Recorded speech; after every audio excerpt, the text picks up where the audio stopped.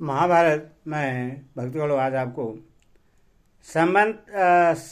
समंत पंचक तीर्थ कुरुक्षेत्र की महिमा तथा नारद जी के कहने से बलदेव जी का भीम और दुर्योधन का युद्ध देखने जाना। इसकी कहानी आपको सुनाऊंगा, आप इसको ध्यानपूर्वक सुनिए।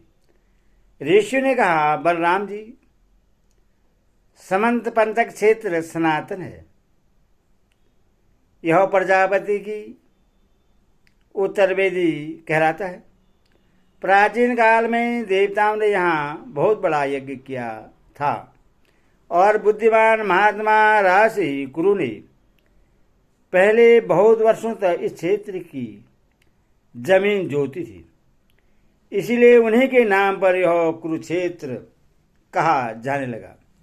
बलराम जी ने पूछा, मुनिवरों, महात्मा कुरु ने इस क्षेत्र में हल क्यों चलाया? ऋषि ने कहा, बलराम जी, पूर्व काल में राजा कुरु जब यहाँ प्रतिदिन उठकर हल चलाया करते थे, उन्हीं दिनों की बात है। इंद्र ने स्वर्ग से आकर कुरु से इसका कारण पूछा। राजन, आप इतना बड़ा प्रयास क्यों कर रहे हैं? यहाँ की जमीन जोतने से आपका क्या अभिप्राय है? कुरु ने कहा, इंद्र, जो लोग इस क्षेत्र में मरेंगे वे पुण्यवानों के लोक में जाएंगे। यह जवाब सुनकर इंद्र को हंसी आ गई। वे चुपचाप स्वर्ग लौट गए।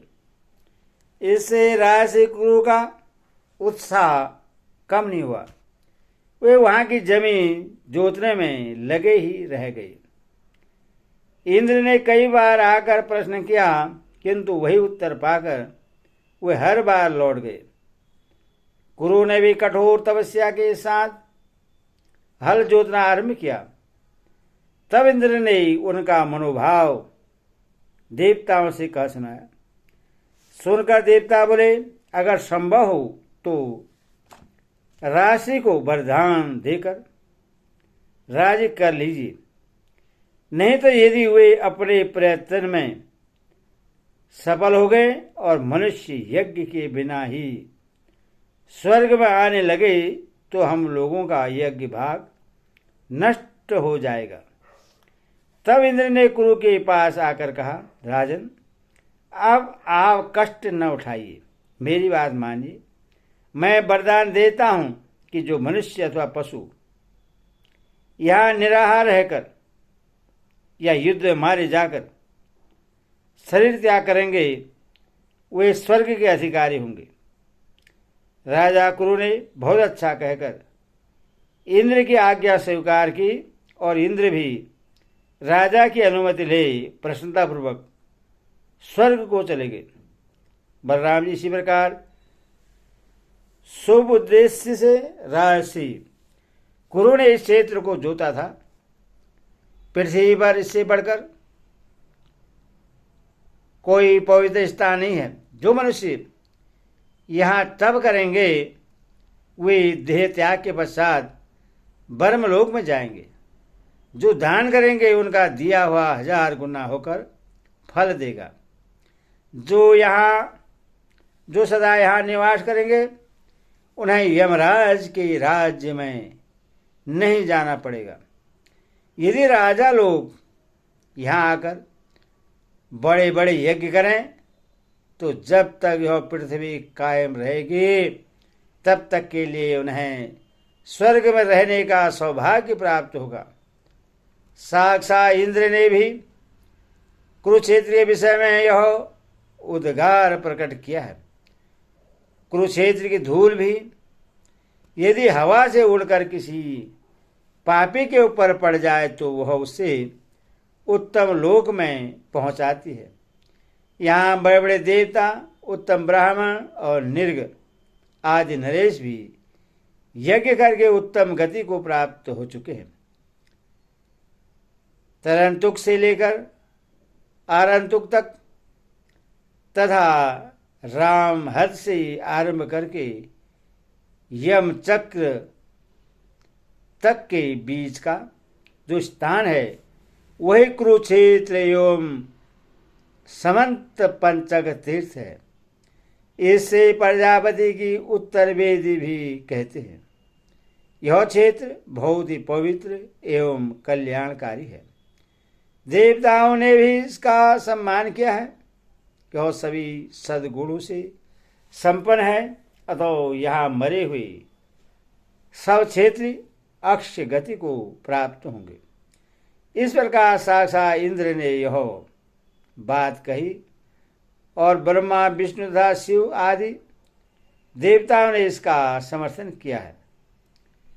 वैश्वायन जी कहते हैं तदनंतर कुरुक्षेत्र का दर्शन और वहाँ बहुत सा दान करके बलराम जी एक दिव्य आश्रम के निकट गए। वहाँ पहुंचकर उन्होंने मुनियों से पूछा, यह सुंदर आश्रम किसका है? तब उन्होंने कहा, बलराम जी, पहले तो यहाँ भगवान विष्णु तपस्या कर चुके हैं, फिर अक्षय फल देने वाले कई यज्ञ भी इस आश्रम पर हुए हैं। बाल्यकाल से ही ब्रह्मचर्य का पालन करने वाली एक सिद्ध ब्राह्मणी भी यहाँ तपस्या कर चुकी है। वह सांडिल्य मुनि की पुत्री थी। ऋषि की बात सुनकर बलभद्र जी ने उन्हें प्रणाम किया और हिमालय के समीप स्थित उस आश्रम में गए। वहाँ के उत्तम तीर्थ का तथा सरस्वती के उद्गमभूत स्रोत का दर्शन करके उन्हें बड़ा विस्मय हुआ। इसके बाद कार पवन तीर्थ में जाकर उन्होंने वहाँ के स्वच्छ शीतल एवं पवित्र जल में डुबकी लगाई तथा देवताओं तथा पितरों का तर्पण करके ब्राह्मणों को दान दिया।